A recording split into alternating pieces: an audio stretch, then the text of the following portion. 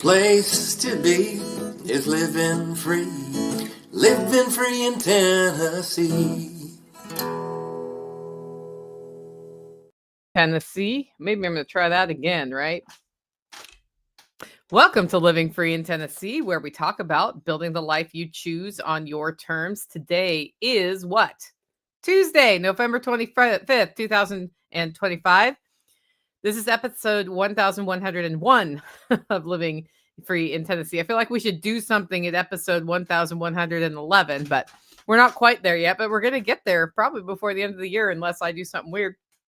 And today, I wanted to talk about something that matters more than most of us care to admit, and that's accepting help. And also asking for help. And then taking responsibility for the role we play when help doesn't go the way that we thought it was going to go.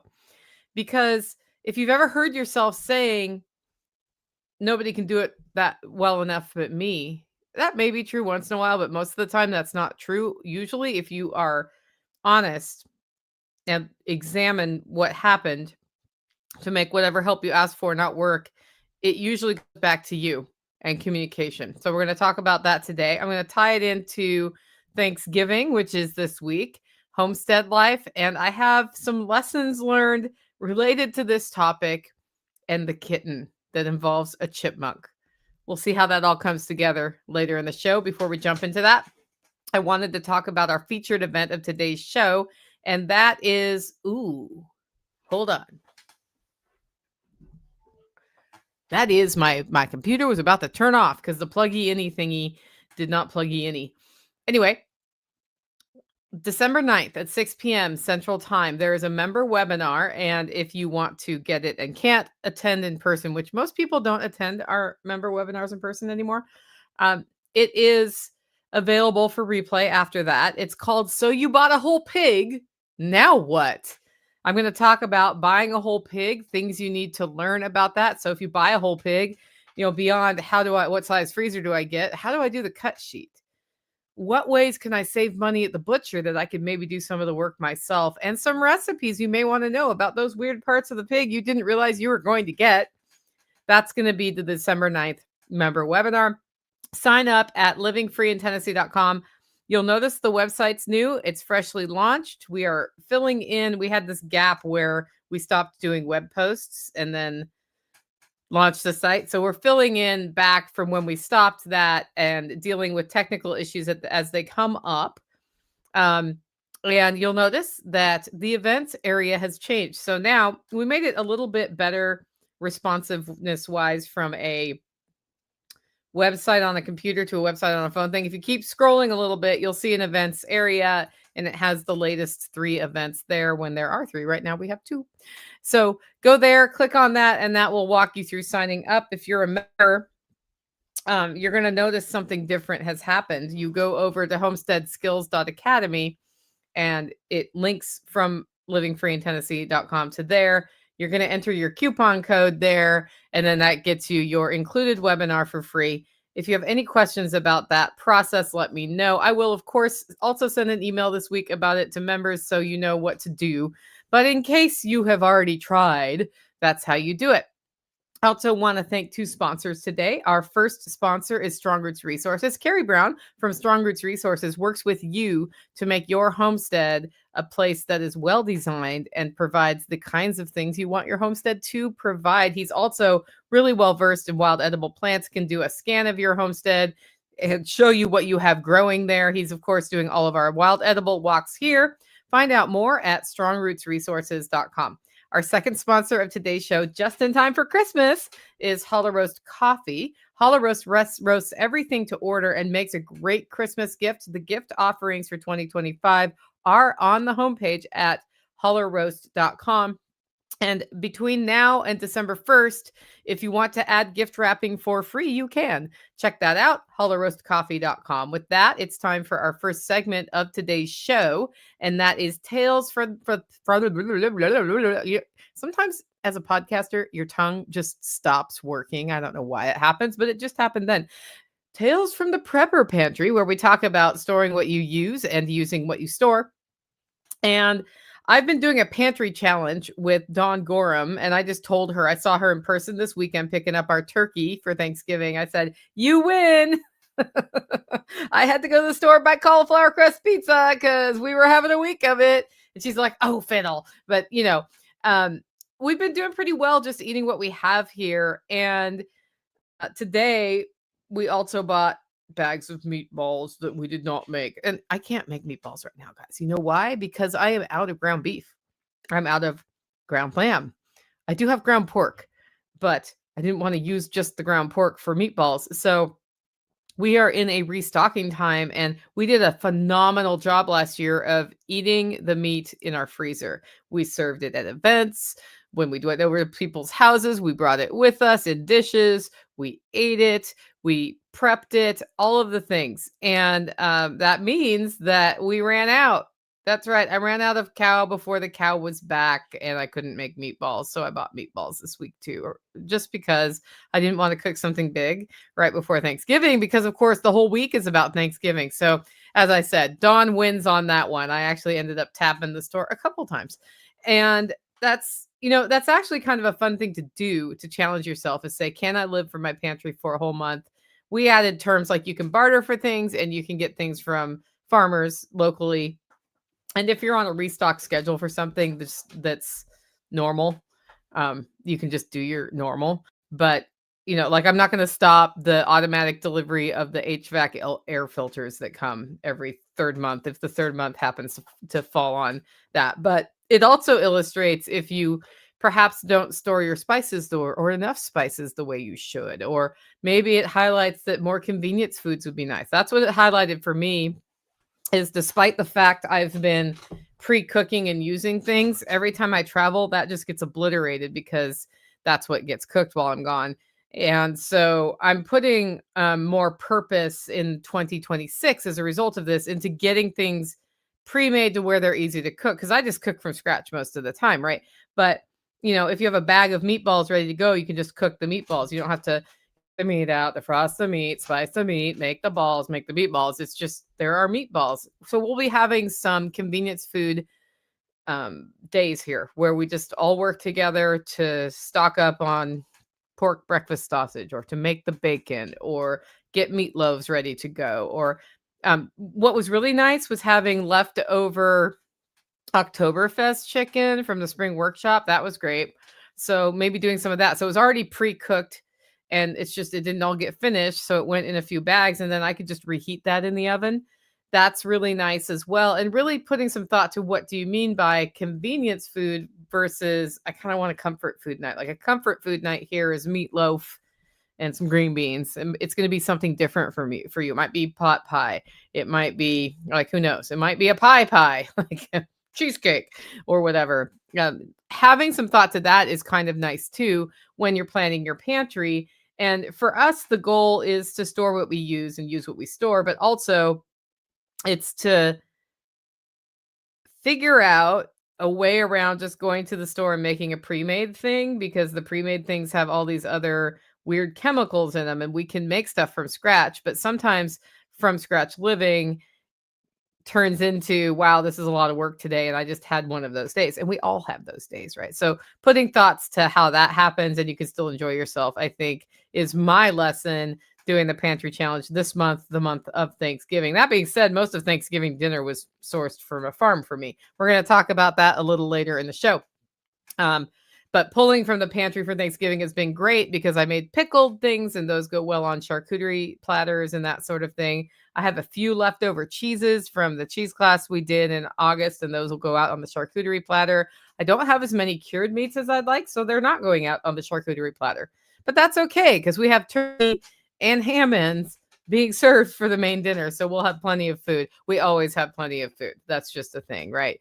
So that was part of what I did for the pantry challenges. I'm not just going to go buy a bunch of cured meats from the store to put out. I'm pulling from the pantry on purpose for Thanksgiving, and we're baking homemade bread and that sort of thing. So that's tomorrow. Mom makes the bread tomorrow. I start the cheesecake tonight. And the cool thing was I made a cheesecake. I guess I made it last Christmas, maybe, or Easter. I don't know. I think it was last Christmas. I like to make a cheesecake when other people can eat the cheesecake. And I feel like I made a cheesecake and it was the day, it was probably for, no, I don't know. Anyway, there was this time where there weren't people to eat the cheesecake. That's not ever a good situation. But I made it and I had gotten the graham cracker base. I didn't make that from scratch. I got that from the store and it had so many graham crackers in the box that I was like, wow, this is every cheesecake I need for the next year. So I ground it up and froze it. And so I have already had those crumbs in the fridge. So we're ready to go. We got everything we need for that. I think one of these times I'll do an all from scratch cheesecake for the fun of it. But Thanksgiving is not the week to do that particular experience because we also have coffee roasting season going on and the gift shipping. And I'm gift wrapping a lot right now, as well as people coming over and like maybe we want to have the tables set up and decorated and stuff for the holiday. So pulling from the pantry has been the way to go. And when it hasn't been super easy to figure that out, or it seems like I'm missing something, I ask myself, does this have to be in the meal? Right? Like, is this the thing we need to have? And the answer is usually no. Or somebody else is bringing it. We'll talk about that later in the show as well. And then I do have some parts of the last of the 2024 cow. So I don't have ground beef. I could grind what I have. I have a round roast left and some steaks. And we just got rid of the rest of the ribs, which is something I usually start cooking with first because you get like tons of ribs when you get a whole cow. And they like to cook low and slow. And it's one of those things. It's not usually something I serve when there's a bunch of guests around because it's messy and they're great smoked. And so we ended up with a lot of the short rib stuff left. And we got the rest of that knocked out last week, I think, or earlier this week. And then I have steaks. All the hearts are gone. There is a random tongue floating around somewhere that we have. Like, I ended up like, I'll buy a cow and the cow comes with the tongue. But somehow other people who buy cows around me, their tongues end up in my freezer too. And if that happens again this year, and I have like 4 cow tongues, we're just doing a whole cow tongue centered meetup where it's all taco de lengua or whatever we decide to do with it. But I don't have any other than a lot of liver around. I don't have any other organ meats left. And this is probably the first year where we've really ended up at the end of the year with, I mean, I'll get our cow in another week or two, probably. And we will end up with that, like being completely out of beef for a week in between there, if I stay the course, with the only exception being that round roast, which I'm going to turn into basturma by curing it, but I'm not starting any curing projects until after the Christmas roasting rich, because that's just the way it is. And yes, the thing that didn't work for me earlier when I said Tales from the Prepper Pantry and went completely off the tongue pronunciation cliff. That was super fun. So that's worked really well this year. And we have a pig that just arrived. So we'll be getting into those pieces as part of the preparation for the webinar on December 9th. So you bought a whole pig. Now what? Right? Next up, we have a frugality tip from Margot, who says, when you're looking at making a large dollar purchase, take the extra time to look at multiple sources for that online. She came across an offer that was impossible to refuse. The item she was going to buy anyway was at a store where if you spent $1,000 or more, they sent you a $100 gift certificate to spend later.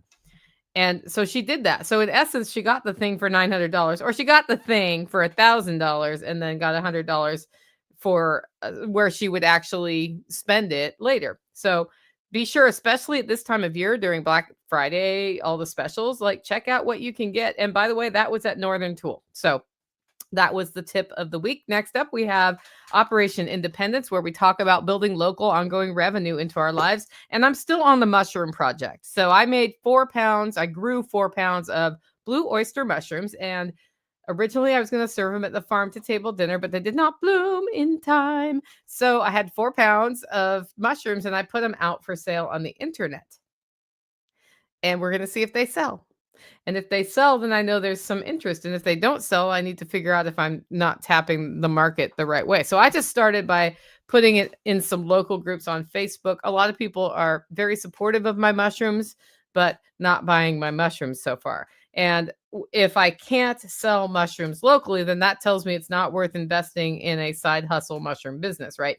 And then we'll just see if our grocery club buying club people want mushrooms on a schedule and go from there. But with that bloom, I have also started the process of collecting the spores for another set of mushrooms that I want to grow on a waste product we make here, which is coffee grounds. Holler roast coffee, coffee grounds, mushrooms, right? Should be able to do that. And then the compost that's left when that's done is also primo compost. I wonder if I could sell that too. So we're seeing how many functions we can stack there. And for me, this is more of a I'm curious hobby thing for fun. And if it turns into something that's lucrative, hopefully there'll be somebody else in the holler who wants to run a mushroom business. And if it isn't, I'll share that with y'all as well. With that, it's time for the main topic of today's show, and that's accepting help and why it matters, David. David, you're in here. This is for you specifically. No, he loves to do things on his own. I've been friends with that dude for a while. So here's the deal. We're talking about help and asking for it and accepting it and dealing with the truth that when people do it wrong, it's usually because of you, right? It's usually because you didn't set the person you were asking for help from up for success, or maybe you weren't clear on what you wanted, or maybe you had higher expectations than you should have had. There's lots of different things that can happen. And I think this is where homesteading and Thanksgiving and successfully getting things done all overlap each other, because as homesteaders and preparedness folks, we're all about being self-reliant. We're totally about being self-reliant, which means by yourself, right? Except for if you do everything 100% by yourself, you run yourself ragged, or you can't sometimes, or you break a leg and can't. Like I think about one of our community members who's become a really avid community member. Shortly after he moved here, I believe, he broke his leg. And then a windstorm came and all these trees were knocked down. And he was like, I can't get out of my driveway.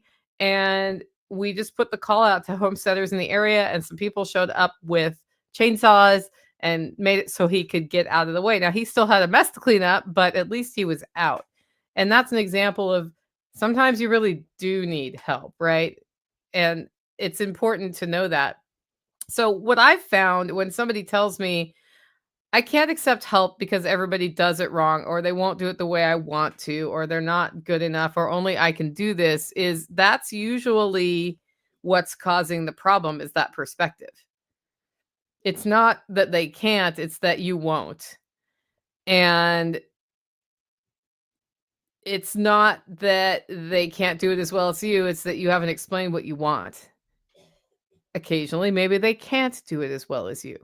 If you've been butchering for 20 years and you want exactly the cuts you would do, that's probably not going to happen. That's an unrealistic expectation from a beginning helper, right? And I've learned this lesson time and time again in my life by doing things the wrong way, because I like to do things the wrong way before I do them the right way. And I remember before I even moved to Tennessee, I hired somebody to put a window in on the east facing wall of my house. And then I left. And I came back and there was a window on the north facing wall of my house.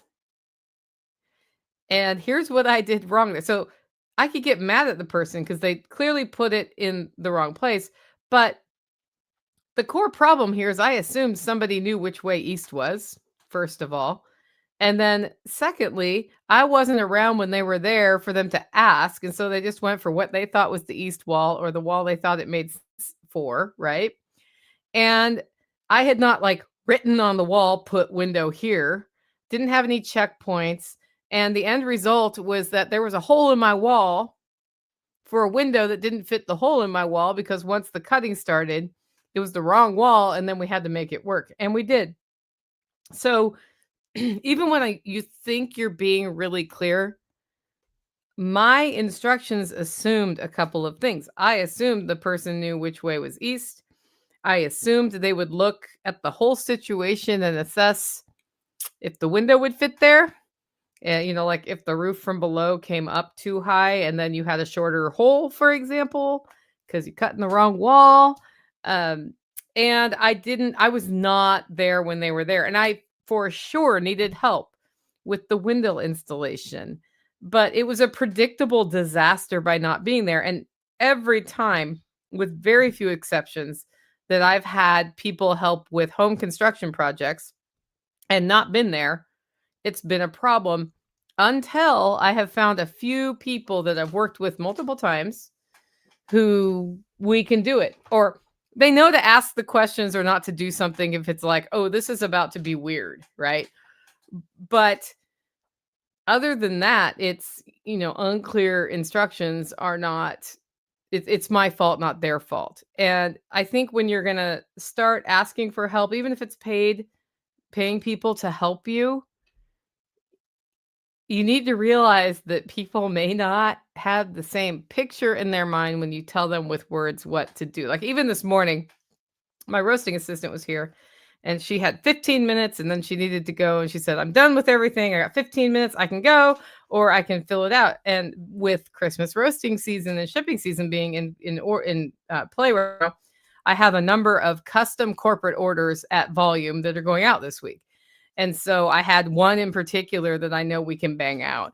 And I said, well, start doing these things for that. But you have to ask my mother, who's in there too, reorganizing the shack, which packaging to use for that goes with that customer, because we have custom labels and just need to make sure that's all done right. And then I was also trying to get some computer work done. And it's been a morning or a day of like it's been all the weird phone calls. I just spent an hour on hold with the IRS and didn't get through. And I get to go back on hold after this with the IRS. But then I just have the rest of the day. Then I just leave it on speaker and cook Thanksgiving food. So I was trying to troubleshoot an issue with an order for delivery for cat food, which was supposed to save me time and ended up not saving me time because I had to have that call. But Mom's kind of dancing around, trying not to interrupt, but she's holding sample packs and looking like she had a question. And finally, I just said, do you have a question? She said, yeah, Michelle's out there and wants to finish this, but I don't know what you meant when you told her the instructions. And what happened is I did a fast brain dump for Michelle, who didn't know this customer even existed before she got here this morning, and told her to ask Mom. And then failed to say, like, in writing, this is the customer, ask Mom which tins they are, and then we're putting 12 ounces of this kind of coffee in that tin that you just roasted. And nothing in writing. And so then Mom had to come out and clarify. And then when I told Mom who it was, she said, okay, yeah, I know what to do. And then they did it, right? But that was my failure when I just assumed I'm doing a brain dump and it's okay. Now, if Michelle had been working with me for the last 5 days, she would have already known this order existed. She would have known what the order was. She would have known what the timeline was that we need to do it and how many pieces we were sending out. But she wasn't here for the last week, so I needed to fill those things in for her. So that is it. Packrat says, if there was only a way to determine what direction was east, exactly. Yeah. The east-north window installation incident was one of my favorite things that ever went. I mean, it was not the end of the world. It cost me the price of a window, and I ended up with an extra window in that room, which was not terrible, but it was just, I had to laugh when it happened because it was totally my fault for not explaining and also their fault for not clarifying when they just didn't know. Another time that I didn't communicate as well was right before our Living Free in Tennessee workshop when Taj Mahal Holler was up. A bunch of Tennessee people came out, volunteered their time to help get set up for the event that some of them paid to go to, right? So we're spending this day and I cook food and whatever. And I wanted to get lights hung on Taj Mahal, and I handed it to somebody. I'm like, hang these lights. This is where they go. I point, and I do not specify measure this far from the edge all along the way so that it's a straight line.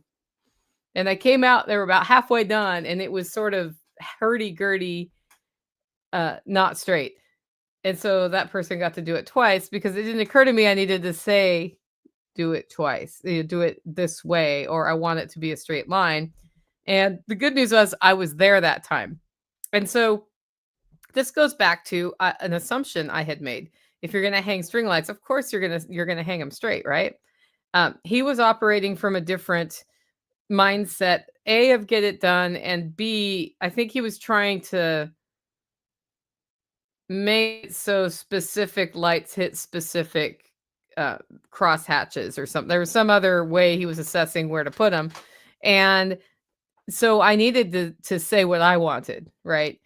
And then I needed to stay there while it started and ensure that we had all communicated well. So people cannot read your mind. And sometimes you think I've said it with a really clear picture, and it's not with a really clear picture. This happens to me with tactical all the time because he'll just say it needs to be done the right way. But I don't know what the right way is unless he tells me what the right way is in his mind, because there is not one right way, even though all of us think there is. There is not one right way. I know you're all screaming at me. I'm wrong. And I think it's fun on these sort of things. And like this goes back to, I feel overwhelmed. I need help, but I can't have help because I'm the only person who can do it. Like that whole thing turns into an Eeyore narrative, right? So we need to get out of that. And I'm starting with the assumption in this conversation that you're ready to get out of that negative mindset, because that is actually holding you back. If you are never letting anybody help you, never figuring out a way to optimize what you're best at and bring people in to help with the things maybe you're not best at, or to move things forward at critical times, and then you don't develop the skills to work with people, to mentor people, and to have systems in place that support what you're doing and support the capacity to have help, you'll never get out of that. And the fact that you're telling yourself that story that you can't accept help, or nobody can do it like you, or whatever, or it's just harder to work with people, when you tell yourself that narrative, you make it true. If you think I'm talking to you right now, I am. So I've been watching an interesting mentoring situation, and this goes to, if you're going to have ongoing helpers, like my roasting assistant, the first thing you have to accept is they're not going to do it by you, like you. The second thing you're going to have to accept is they're not going to do it as quickly as you can. And the third thing you have to accept is they're not going to do it as well as you at the start. And you have just become a mentor. And I've been watching a mentoring situation for a number of weeks now that's completely out of our realm and in another realm, and maybe easier to absorb if we talk about it this way. So you all know I have a kitten, Squeaks, and I have a cat named LT. And LT has decided Squeaks is his project. He is now Squeaks's mentor, showing her how to be a cat. He plays with her all the time. He grooms her. They cuddle up and sleep, and they're just buddies, right? But he has also noticed that I am not teaching Squeaks something really important. Like I taught her how to eat. I taught her where to go to the bathroom. I taught her a lot of things. I'm starting to teach her not to climb my leg, because that's fine when they're cute little kittens, but she's getting to the point where the little nails come through the jeans and then that hurts. So I should have actually started teaching her that sooner. But he's noticed that I'm not a very good mouse hunter, and he's decided that one of his roles, besides just playing with the cute kitten, is to teach her prey hierarchy. And so he started mentoring her by playing with her. And then they played with a mouse toy, and that was fun. And then a few days later, he brought her a dead mouse, and he gave it to her, and he's like, "Yo, that's better than your mouse toy. Like, it's an actual mouse." And she figured out, "Oh, some critters I'm supposed to do this with." And he was teaching her how to, by play, was teaching her how to hunt a mouse. And we were super stoked to find a dead mouse in the kitchen being batted around by a kitten that morning. But I knew exactly what had happened. And so, obviously this is what it means to have a cat learning by another cat teaching in your house, when it's a bottle animal that you don't want to just shove outside because she has no idea how to defend herself, right? She hasn't had a mom the whole time. So So she got that, and LT was like, good job. We've gone from play. We figured out that some of these things are not like me, where you bite me gently, like you bite it hard. I'm going to bring you a real one. And here, let me just tell you how this goes down. It had been a very long day the day before, and all of us went to bed and we slept. And it like, oh, I don't know. Maybe 6:30 in the morning, mom's up doing things and she comes out and a different cat had thrown up. So she's cleaning that up, and out of the corner of her eye she turns around and sees LT, and he's holding a squirrel. And the squirrel is alive, and she's like, "That's great. It's 6:30 in the morning. It's dark in here still. I'm going to finish this and then I'll deal with the squirrel." And then she finished cleaning up, and about that time I get up and I come out, and she's like, "Hey, I just cleaned up this mess with alcohol and sterilized and all this stuff. Also, there's a squirrel." And I'm like, "What?" "Yeah, LT brought in a squirrel and now I can't find it." And I said, "That's a lot for first thing in the morning, Mom. It really is." But here's what happened. LT caught a rodent and brought it in, still alive, for Squeaks to learn how to play with and then kill. It's one of the mentoring steps that would happen. And unfortunately, when he came in, because he couldn't plan this and then have Squeaks waiting in the classroom, he had to go find Squeaks, and then at some point he just let go of that rodent and it went and hid while he looked for Squeaks, figuring he'd just find it later. It's in the house now. So he was, dogs are calm. He's looking for Squeaks. Everybody's just acting like there's not a rodent in my house. And I said, well, maybe he took it back outside. He did not take it back outside. Again, it's 6:30 in the morning. The sun's not even up over the ridge here by 6:30. I don't think it gets over the ridge till 9. Like, it's dark in my house. At some point, out of the corner of Mom's eye, she sees something low to the ground go kind of slow with a bushy tail. And she's unable to tell if it's Squeaks or the squirrel. And so we had ourselves convinced, because I looked everywhere. I saw no signs of it. Nobody cared. Like, my dogs are usually pretty interested in prey. We decided it wasn't there. But spoiler alert, later that day, I heard a ruckus in my bedroom, and it was Chestnut. And she was, that sound on a hardwood floor when a dog goes to run and they can't get anywhere and they're sliding? And it's the scrapey sound. That's the sound I heard, and the thunk. And I thought, after talking to Mom more about the squirrel and her describing it to me as a baby squirrel with a tail about 3 inches long that wasn't terribly bushy, I think that squirrel was a chipmunk. I do. Which would totally make sense in the hierarchy of mentoring, what you would bring after the mouse. And maybe that mouse we saw actually got killed by Squeaks, and she was moving up the hierarchy of animals to kill. So I go to my bedroom, and Chestnut looks at me like, oh, I'm in trouble. And I was like, where is it? And she's like, oh, sweet.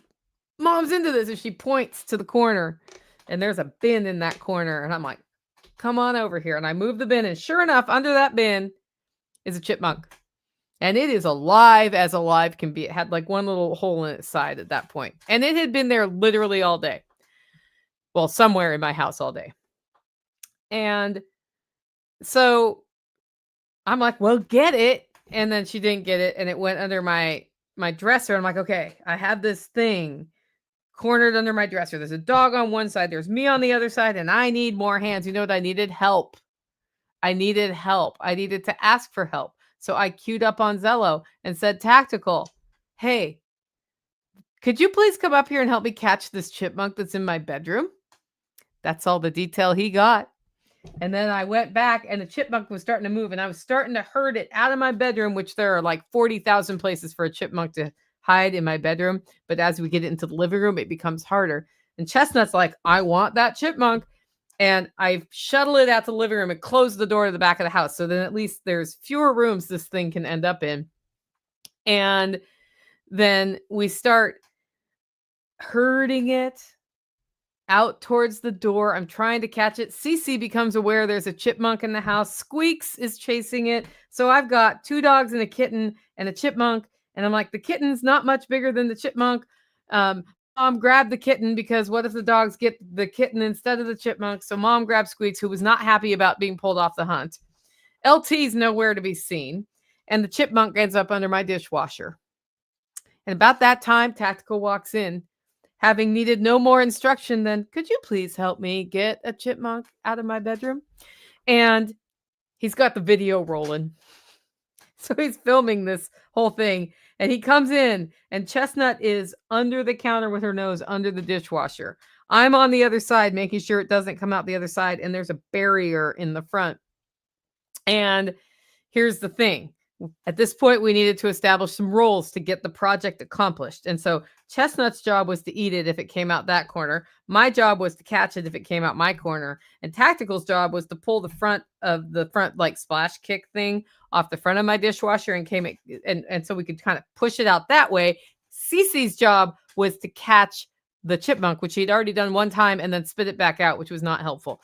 So we did that. Chipmunk got out. Cece went for the dive, and she missed it. So we had some failures going on here, but we at least had communicated about roles, even though most of the communication was done in body language. And we failed at catching that chipmunk. Squeaks had not killed it. LT had not done his mentoring as well as he should have, but we had mentored the kitten on going after additional rodents, and we had created space for failure.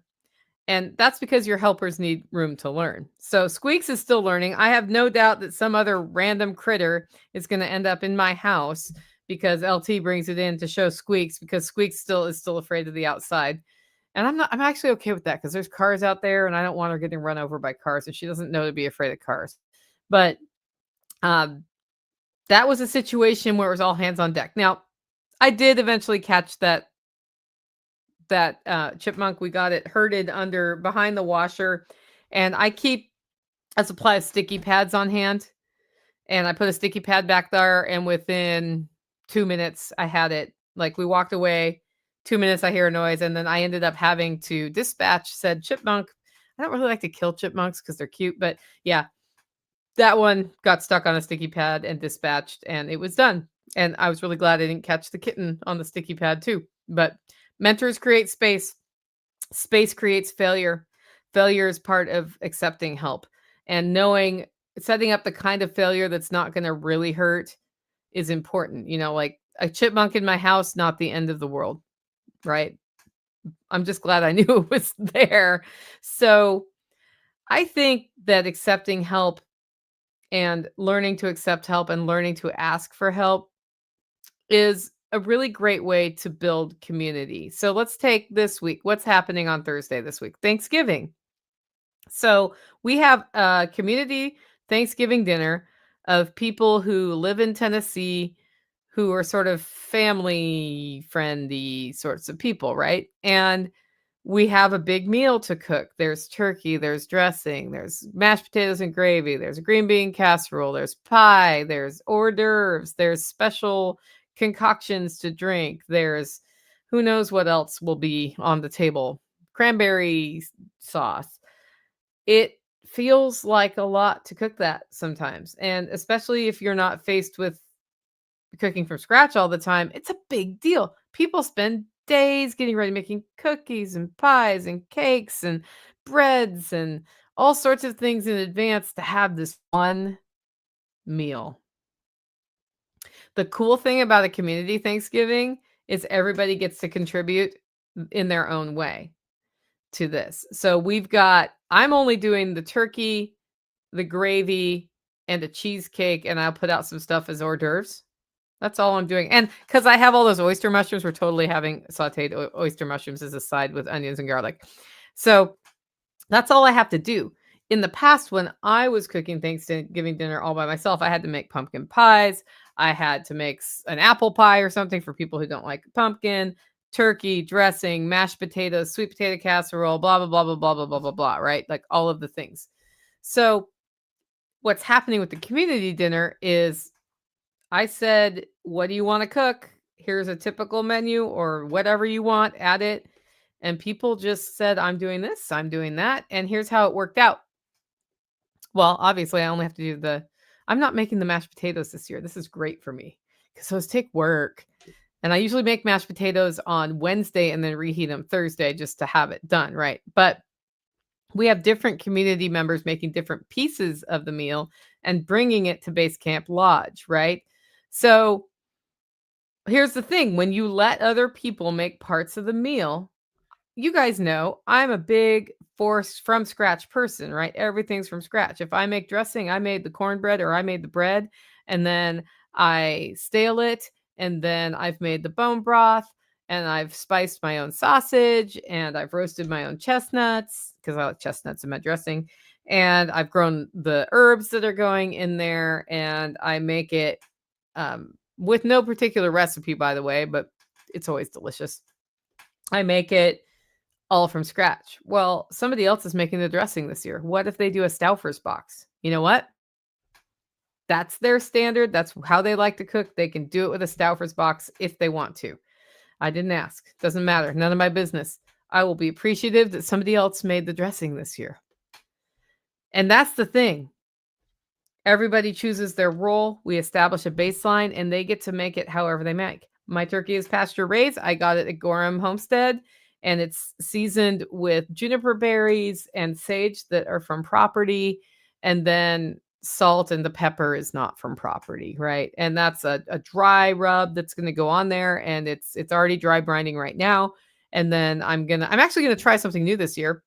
So listening to Chef Ken, I'm going to cook it really hot to crisp the skin first and then bring it over to Base Camp in a roasting oven that's separate from the oven to finish the turkey so that other people can use the oven as they want to. I'm on gravy duty. I have somebody who has a wheat allergy, so I'll be thickening it with cornstarch. Not my favorite way to do it, but it'll work. And I'm really good at gravy. So again, that's going to be from broth I made. I've actually already started the broth and I'll use drippings from the turkey when it comes out. And that's how we will make that. I was going to put the mushrooms in the gravy, but I decided not to in case I have somebody who does not like mushrooms, just so that is what it is. The person making mashed potatoes, I happen to know they use actual potatoes for that. What if they use flakes? So what? What's the point of Thanksgiving? What's the point of the day? Is it just overachieve on everything you cook? No. It's about getting together, building time and quality time with people you love. That's really what it's about. It's about celebrating the harvest too. Like we have the story of the pilgrims and blah, blah, blah, blah, blah. Like, okay, cool. But really, it's a harvest festival for all of us where we all stop for one day in this country, or most of us stop. Some still have to work, and that's sad. But we stop and we spend quality time together. And that's why this meal will be fantastic, even if somebody decides their side dish is pizza pockets. Because everybody is contributing to the meal and we're contributing and dedicating time to each other. And that's the most important part, right? Because right now what you're gonna see from me on social media in the next 2 days is like, I'm making my butter from scratch and blah, blah, blah. And some people start feeling intimidated because, oh, I bought the butter. Yeah, you should buy the butter. You should buy the butter. I only have to do a turkey and gravy and a cheesecake. I've got lots of time to make butter and I know how to make butter and I've made butter many times and I figured out how to make it easy for myself. If you've never made butter, this is not the week to learn to make butter. And if you got other things to do that you'd rather do, like watch football, go for a walk with your family, then you should not be making butter. You should buy it. There's plenty of good butter at the store you can buy.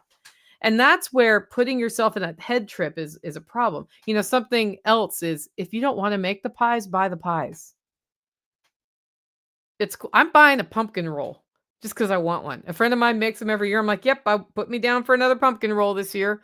I'm going to drive my happy butt to Smithville, Tennessee and pick that up, or she's going to bring it out here. I'm not sure. We haven't talked about it.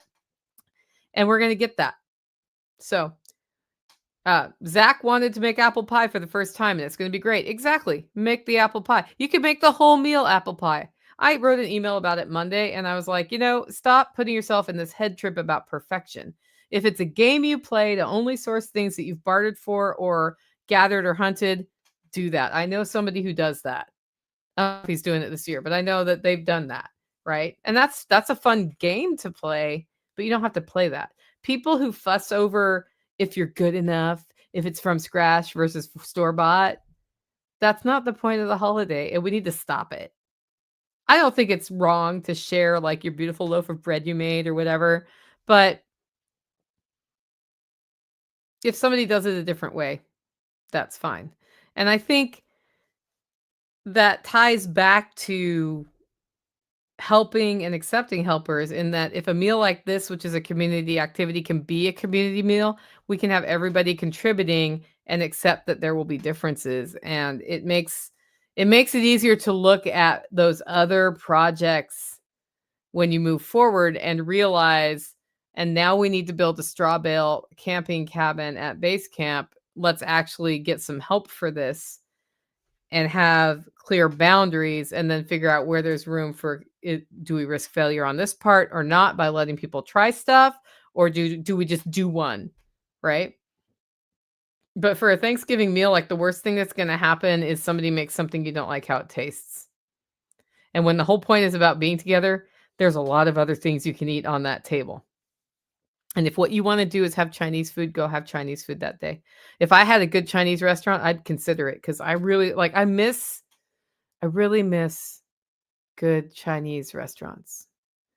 By which I mean, you sit down, you order off the menu, or they have dim sum on Sunday morning or whatever, and you order it and they cook it to order, and it's fresh and it's delicious. And I haven't experienced one of those in 20 years, I don't think. It's been a long time.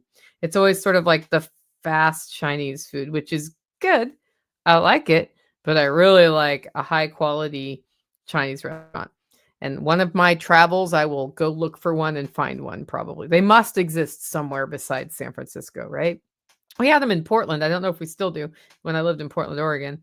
But I went to Medford and I didn't find one there anymore. Like, the one that used to exist there that was pretty good is totally gone. So I don't know. That's just that's my squirrel moment. Speaking of squirrels, that they're chipmunks. So why am I even talking about this? Well, because accepting and even seeking help is one of your most important survival skills. And it's a skill, which means practicing it is important. I love to give help. It's hard to receive help, right? But you don't build resilience alone. A lot of people like to use the term community reliance, right? So if you want to grow, you need systems that people can tap into, that are replicable, that you can explain or document. And then when somebody says, hey, I'll help while you're in the hospital, you can say, like, here's my system. And then not resent it when maybe they don't do everything exactly how you want. I know what happens here is we get help on fencing and the reels get reeled up wrong, and then that takes more time to undo. But that person didn't know to reel the reel, you have to keep even tension the whole time. And if you don't, you end up with little loops, and then the loops stick through each other and tie a knot. Okay, that's something we can explain. Okay, great. Could you reel that in? And when you reel it in, be sure to keep about this much tension and try to keep it consistent. If you run into trouble, let me know. That's the way to ask for help. But you also need to be accepting that at some point you're going to probably have a reel you got to fix, because the other thing about not accepting help is your perfection is killing joy. The fact that you can't just open up and accept the help and find ways to communicate with the people is robbing you of some pretty important time with people. So whether it's a string of lights, a chipmunk chase, or a Thanksgiving dinner, it might be time to quit doing it alone. Today, to get the turkey ready, I was like, I am the person doing the dry brine for the turkey. I'll make it from these things. And blah, blah, blah. Mom's like, can I help you with something? And I said, you know what you can do? You can help me by getting the dry brine ready. And I'll just talk you through it while I'm doing this other thing because I was working in the kitchen. And she did. And it worked great. And then I actually rubbed it on the turkey because that's the gross part for some people. But quit doing it alone, guys. Help is part of resilience. And if you don't do that, then you end up alone, overwhelmed, potentially hurt with people who expect you not to ask for help, and so they're not there. And that's the big bugaboo. And the other thing is accepting help can get you past some really big challenges when the time comes. Like I think about every time we've done Self-Reliance Festival and it's, the 11th hour, how are we going to pull this together? And all of a sudden attendees show up and they're like, how can I help? How can I help? When you have something to tell them to do, it just goes much smoother. And then you can concentrate on the things really they shouldn't be doing for you. Like if it's an engineering thing, then you don't want to do it that way either. So, I mean, that's the deal.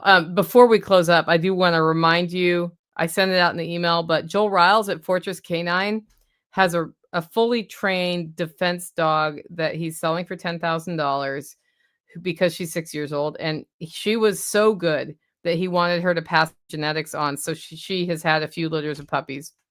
But at 6 years old, he's not doing that anymore with her.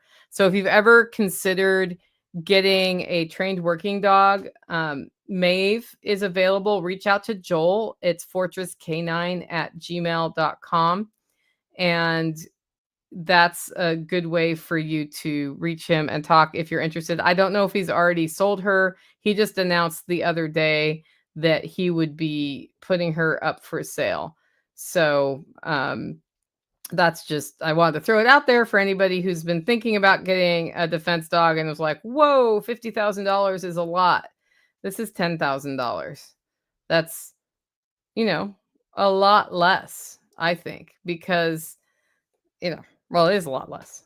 And you're also, some years, but I think to get a fully trained dog, they're already 2 years old, right? So that's the deal. That's what you do if you want that dog. So back to accepting help then. I think accepting help or even seeking help is one of your most important survival skills, especially if you're in the mindset of, I can never accept help because other people always screw it up. Really examine that other people thing, because usually you can go back to, actually, I needed to build in better checkpoints, or I needed to do this part and ask them to do that other part. When you start doing that, you free yourself up, and you don't build resilience alone. You build systems that let people help, expect some mistakes, learn to have small mistakes that don't end up being a window on the wrong wall.